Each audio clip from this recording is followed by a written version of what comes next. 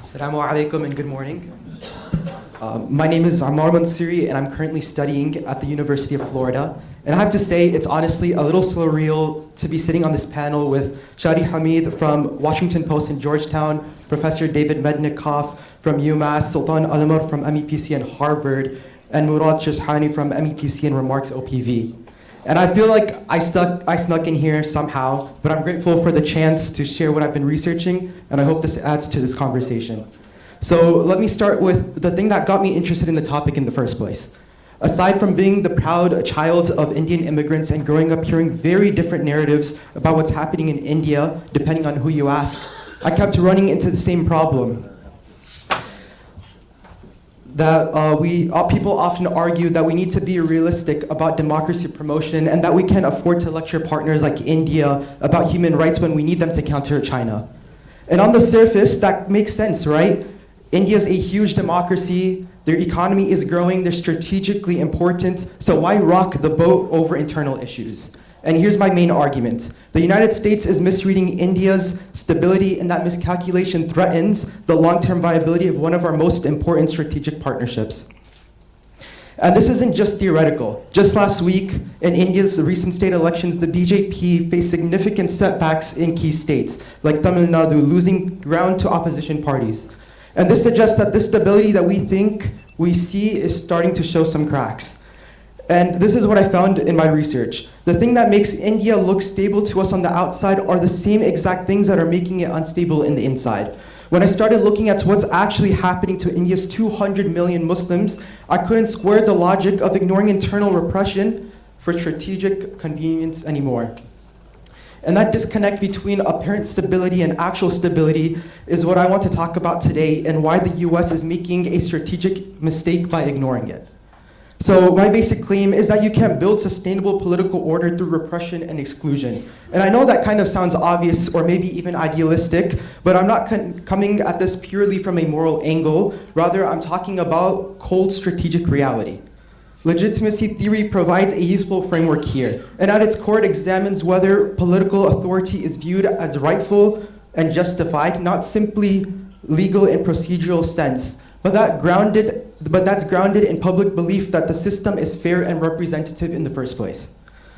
The scholar David Beetham breaks this down into three parts. The first is following legal rules, the second is justifying power based on shared values, and the third is having genuine consent for the governed. And India is really good at the first part. They have their elections, they pass laws through parliament, everything looks democratic, but they're failing horribly on the other two, especially when it comes to Muslims. And here's the problem. When large parts of your population stop seeing the state as legitimate, they stop seeing it as theirs. But you can still maintain order, but only through force. And that's really expensive and fragile and something that may eventually break. So let me give you two concrete examples from my research that really drove this home for me. The first is Kashmir. In 2019, the Modi government basically revoked Kashmir's autonomous status that had basically been guaranteed since the partition. And Kashmir is India's only Muslim majority state. The government portrayed this as strong leadership, finally bringing Kashmir fully into India. But this is what actually happened. They shut down the internet for months, they detained thousands of people, including elected officials, they deployed something like 700,000 troops, and Kashmir became the most militarized place on earth. And when I read the research on what actually happened after that, and this is from the US Institute of Peace, armed insurgency came back stronger than before. And one scholar described it as producing more political fragility rather than stability. So they created the appearance of order by basically occupying their own state. But underneath, they made things actually worse. And that's not stability, that's just expensive, unsustainable control. And the second example is the Citizenship Amendment Act. And that one really got to me. In 2019, India passed a law that basically created a pathway to citizenship for persecuted religious minorities from neighboring countries. So for example, Hindus, Sikhs, Buddhists, Jains, Parsis, and Christians all were included in that act.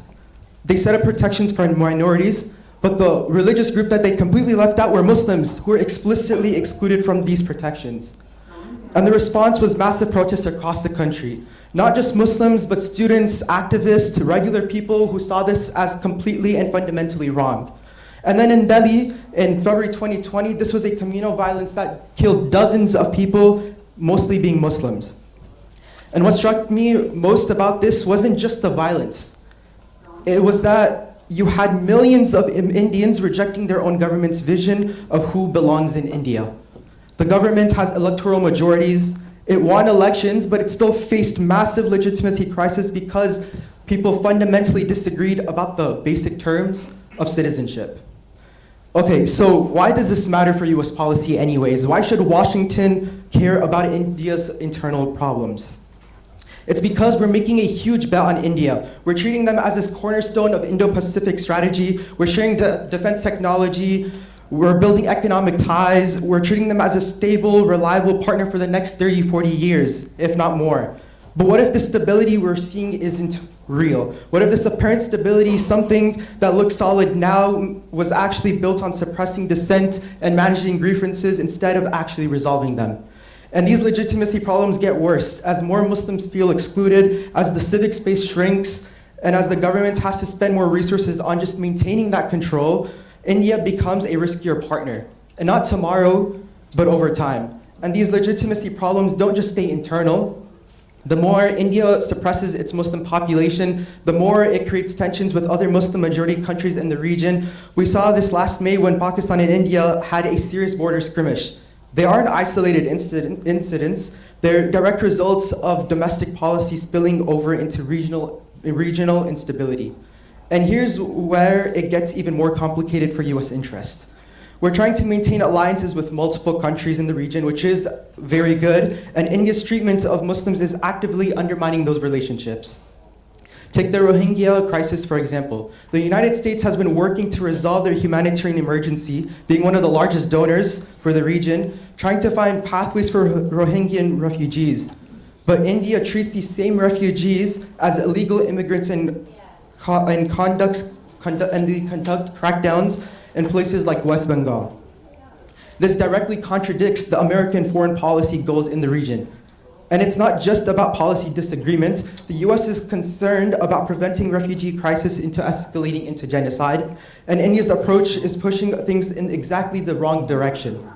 So we have this situation where a strategic partnership and their partners' domestic policies are actively working against our broader regional interests. And here's the uncomfortable part. I think we don't talk about this enough. US policy is making things worse. When we downplay democratic backsliding because we need India to counter China, what we're doing is we're essentially giving them this green light to internal repression. And we're signaling that as long as you are geopolitically useful, we don't really care what you do to your own people. Rohan Mukherjee, who studies US-India relations, put it really clearly. Democracy and liberal values are taking a backseat as China provides the necessary glue cementing ties. Like we're being so focused on China's threat that we're ignoring whether our partner is actually stable and a reliable long-term partner. We're misreading what stability means. We're looking at the surface, the elections, the GDP growth, the institutional continuity, and missing the erosion happening underneath. And here's what I learned writing this paper. Legitimacy isn't just some abstract political science topic. It's what makes order sustainable instead of fragile. When you lose it, you can still maintain control, but only through force and repression, but that control is very expensive and brittle. If US wants durable partnerships, we need to care whether our partners have genuine domestic legitimacy, not because we're imposing our values, but because illegitimate governments are strategically unreliable. The gap between how India looks and how stable it actually is should matter to American policymakers, because apparent stability should not be the same as sustainable stability. Thank you, and I look forward to hearing what you all think.